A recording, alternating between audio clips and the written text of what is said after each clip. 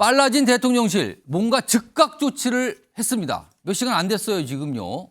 과거의 어떤 다른 사례와 비교할 때는 굉장히 속도가 빠르다, 신속하다 이런 얘기가 벌써부터 나오고 있는데요.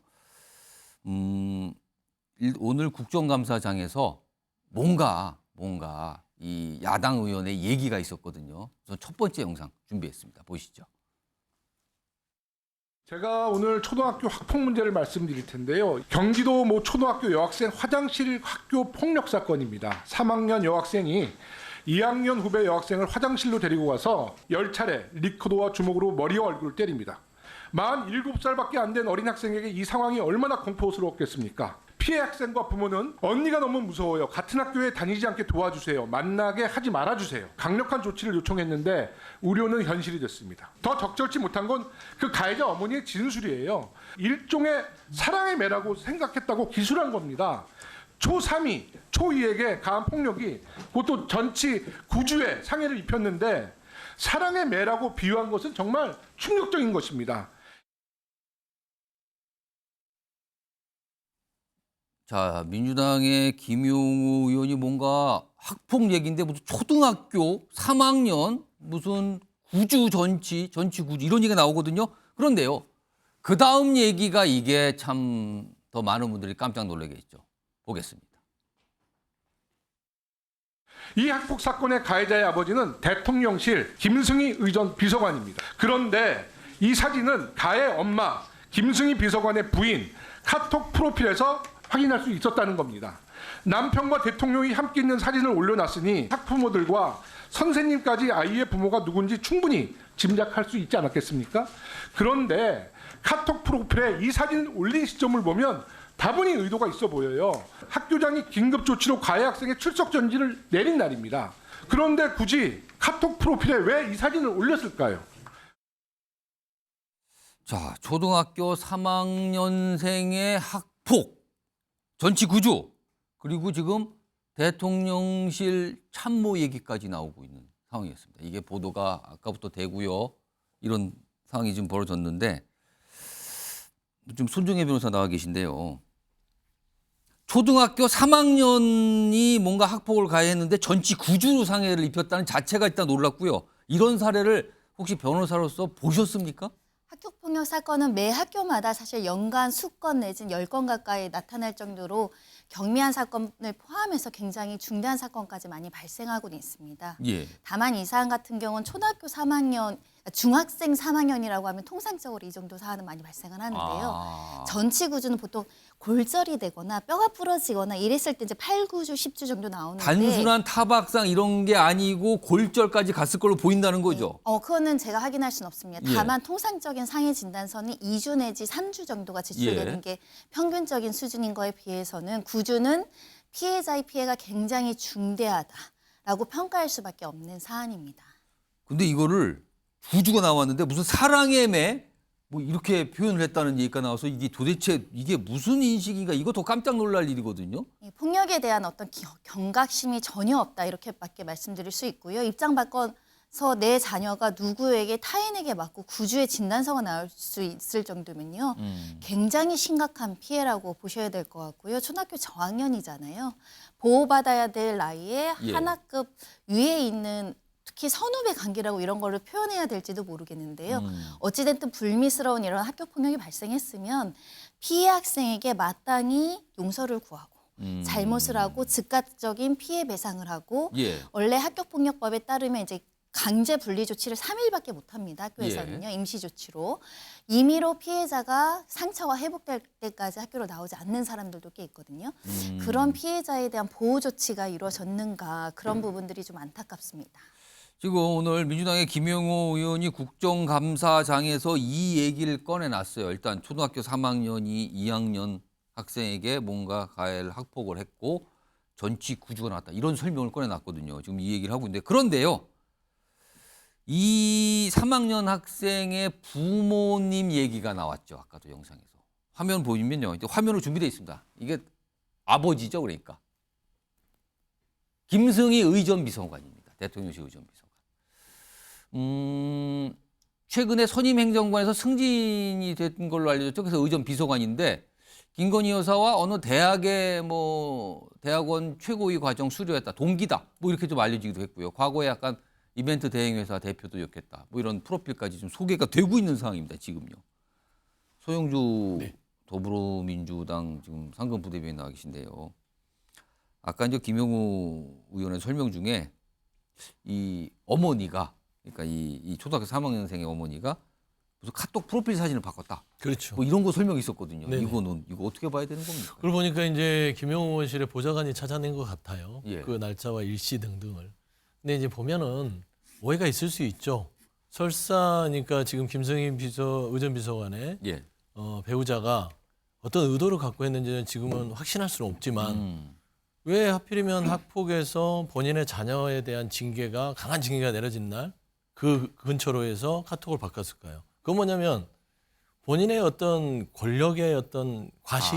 혹시라도 저는 그렇게 보입니다. 그냥 단순히 우연으로는 보이지 않는다, 이 말씀이신가요? 아, 그렇죠. 그러니까 지금 그 애가 뭐 그 밑에 있는 2학년짜리 예. 애를 때려서 전치구주로 때렸으면 집안이 난리가 날 거 아닙니까? 아. 그 와중에 무슨 카톡 프로필을 왜 바꾸겠어요? 오. 이 사건을 수습하기 위해서 피해자 부모를 만나고 또 아이를 면담하고 또 아니면은 남편한테 전화를 해서 이거 어떻게 할 것이냐, 선생님도 만나고 정신이 없을 거 아니에요. 근데 그 와중에 프로필 사진을 대통령과 의전비서관 사진을 올려놨다. 예. 그거는 지금 이제 다른 학부모들과 소통을 할 때 그걸 볼 거 아닙니까? 저는 이런 부분들이 충분히 있었다고 합리적 의심이 되는 것이죠. 그래서 이게 무슨 권력을 이용해서 가진 자들이 뭐 이렇게 아무렇게나 해도 되는 것인지 그런 오해를 충분히 줄 수 있다. 저는 그래 보고 있습니다. 손정혜 변호사. 근데 이 학폭 사안이 지금 이 3학년생, 지금 가해자로 뭐 알려져 있는 이 3학년생이 전학이 아닌 학급 교체 정도의 처분만 학교에서 이루어졌다고 또 나오는데, 이건 어떻게 봐야 되는 겁니까? 학교폭력 사건에서요, 전학 처분은 굉장히 강도 높은 중징계이기 때문에 예. 굉장히 엄격한 판단이 따르는 징계 처분 아니면 퇴학이나 뭐 초등학교는 퇴학 자체가 안 되지만요. 예. 강제 전학이 가장 높은 수준인데요. 잘 나오지 않습니다. 어. 특히 학기 중에 반교체라는 징계도 굉장히 중징계로 저희가 분류를 하기 때문에 징계 처분 자체는 그렇게 너무나 경미하다 이렇게 판단하기는 아직 섣부르다라고 말씀드릴 수 있고요. 예. 다만 우리가 학교폭력이라는 것은 가해 학생도 어리기 때문에 보호를 해야 되고, 하지만 우선적으로는 피해 학생을 먼저 보호라는 것이 먼저이기 때문에 징계의 종류와 상관없이 학교폭력 사안이 발생했을 때 가해 학생 측에서 피해 학생이 얼마나 적극적으로 피해 회복을 하고 그 심리적이거나 어떤 경제적이거나 신체적인 피해를 회복시켜 주느냐, 굉장히 관건이 되는 것이고요. 두 번째는 이것이 이례적인 사건이고 합의가 됐고 피해 학생도 선처를 구하고 있는 상황이라면 징계 처분으로 아까 나온 교체 정도가 학급 교체. 수긍될 수 있습니다. 그런데 반성하지 않고 오히려 이제 보복 감정을 드러낸다거나 예. 오히려 가해자 측에서 피해자를 공격하는 양상을 보였다고 한다면, 또는 반복적인 행위라고 한다면 예. 조금 미약한 징계라고도 볼 여지가 있는데 예. 이 학교폭력 같은 경우는 상해 진단서가 나오는 순간 학교장 자체의 징계가 안 됩니다. 다 교육청으로 올라갈 수밖에 없고요. 교육청에서 이제 전문가가 토의를 해서 내린 결정이기 때문에 예. 그 부분은 이제 저희가 존중할 수 있는 것인데, 제도적으로 학교폭력이 발생했을 때 피해자를 제대로 보호하지 않는 제도적인 문제가 여전히 있습니다. 그러니까 지금 가해 학생, 피해 학생 모두 초등학생이에요. 3학년, 2학년. 어린이입니다. 어린이요. 그러니까 이런 점도 아마 감안을 하고, 너무나 어린 학생들 사이에서 벌어진 일이니까 이런 걸 학교 쪽도 고민하지 않았을까 싶기도 한데요. 이 내용이 오전에 알려지면서 보도가 되기 시작을 했고요. 그리고 오후에 대통령실에서 이거에 대해서 어떤 조치를 했다, 브리핑을 합니다. 들어보겠습니다. 대통령실 의전비서관 자녀의 학폭 문제가 오늘 교육위 국감에서 제기됐습니다. 대통령실은 즉각 해당 비서관에 대한 공직기강 조사에 착수했으며, 조사를 위해 내일 대통령의 사우디아라비아 카타르 순방 수행단에서 해당 비서관을 배제 조치했습니다. 이상희 교수님. 대통령실이 굉장히 신속하게 조치를 취했다는 생각이 드는데요. 참 반갑지 않은 소식이긴 한데요. 예. 우리가 흔히 정치에서 나타나는 사건과 이슈들을 대할 때 이런 얘기를 합니다. 이슈보다 이슈를 대하는 태도가 굉장히 중요하다, 이렇게 봅니다. 대통령실에 근무하는 사람들은 뭐 개인이라 볼 수가 없죠. 왜냐하면 개인의 행동, 개인의 말 이 자체가 정치적 행위로 간주가 되고 또 거기에 파급 영향이 크기 때문에 그렇습니다. 예. 더군다나 이 사건 같은 경우에는 아직까지 뭐 진위는 알 수 없겠습니다만 나타난 결과 그 자체만 보더라도 상당한 파장을 미칠 수 있는 사건이다 이렇게 짐작이 되죠. 근데 이제 대통령실에서는 이례적으로 또 이렇게 나타났습니다만은 뭐 이 정도의 국감에서 제기됐다 그러면은 상당히 신속한 대응이다 이렇게 봅니다. 즉 예. 이슈를 대하는 태도에 있어서 진정성을 갖고 대한다 이렇게 봐야 되겠죠. 반나절도 안 걸렸거든요. 그렇죠. 반응이 아주 나오는 게. 신속하죠. 더군다나 지금 상황 자체가 아주 민감한 시기입니다. 총선을 앞둔 시점이고 예. 더군다나 대통령 지지도부터 시작해서 여러 가지 많이 국정이 흔들리고 있는 상황에서 이러한 사건을 대하는 태도에 있어서 국민이 납득하지 못한 태도로 대응한다 그러면은 예. 상당히 후폭풍이 우려되겠죠. 이렇기 때문에 우선 뭐 개인적으로 생각하기에는 저도 뭐 이분을 잘 알고 있습니다만은 참 안타깝죠. 뭐 지인이 어떻게 됐든 간에 예. 개인적인 사생활보다는 일단 대통령의 국정 운영에 여러 가지로 좀 자기 자신의 입장을 여기에 희생할 수밖에 없는 그런 상황이 되는 것이죠. 그래서 뭐 상당히 뭐 발빠른 대처라 봅니다. 그래서 지금 또 반성이라든가 또 예. 소통에 대한 중요성이 인정 이야기를 하고 있고 대통령도 그 점에 대해서 새로운 어떤 패러다임 형태로 지금 가고 있는 입장 아닙니까? 여기에 찬물을 끼얹는 이런 모습은 좀 부적절하죠. 그래서 빨리 진화하는 것이 저는 맞다 이렇게 봅니다. 박원석 전 정의당 의원. 네. 그러니까 일단 신속하게 나왔다. 이 점이 굉장히 주목을 받았고요. 과거에 사실 대통령실과 관련해서 아니면 그쪽의 구성원 또는 다른 사람이 이렇게 논란이 됐을 때는 사실 대통령실이 조금 시간을 뒀거든요. 근데 이번에는 그냥 즉각적 조치가 나왔단 말이에요. 그랬죠. 사실 확인이 먼저다. 법적인 문제 있냐. 뭐 이런 식의 태도가 어떻게 보면 여론의 비판을 좀 받기도 했었는데요. 근데 요즘 느끼시겠지만 사회적으로 학폭 문제가 워낙 예민한 이슈입니다. 사안 자체가 또 이게. 그런데다가 그 이제 정순신 국가수사본부장 자녀의 학폭 문제로 낙마를 했고 그것도 이동관 얘기가 방통위원장 후보자 같은 경우에도 그 논란이 굉장히 그렇습니다. 컸습니다. 근데 이런 문제들이 잇따라 있었던 데다 이번 이제 그 스토리가 굉장히 충격적이에요. 초등학교 3학년 굉장히 어린 학생인데 전치 9주가 나올 정도로 폭행을 했다. 근데 이거를 즉각적으로 신속하게 조치하지 않으면 굉장히 여론이 악화될 것을 우려했겠죠. 그래서 즉시 어쨌든 공직기강 조사 들어가고 직무배제를 예. 했는데 잘했다고 생각합니다. 예. 강서 재보궐선거 결과 이후에 예. 지금 여권 전체적으로 민심을 좀 세심하게 살펴야 된다 이런 의견들이 많이 나오고 있고 대통령도 우회적이긴 하지만은 이제 그런 메시지를 내고 계시잖아요. 예. 이런 상황에서 굉장한 악재가 될 수 있는 사안인데 어쨌든 이런 악재가 될 수 있는 사안일수록 빨리 신속하게 그리고 원칙대로 대응을 해서 해결하는 모습을 보여야지 그렇지 않으면은 그런 변화의 노력이나 이런 게 진정성이 없구나 이렇게밖에 더 비치겠습니까? 예. 그런 걸 이제 그 파악했기 때문에 예. 대통령실에서도 빠르게 대응한 게 아닌가 싶습니다. 국민의힘 소속이신 윤희석 선임 대변인 최근에 선임이 되셨죠. 선임 대변인께 질문을 안 드릴 수가 없네요. 이 내용이 일단 오늘 국정감사장에서 이 김영호 의원이 처음 제기해서 알려지는데 이 내용이 알려졌을 때 혹시 당 대변인단 차원에서는 어떤 논평이라든가 입장을 내야 된다 이런 논의가 좀 있으셨습니까?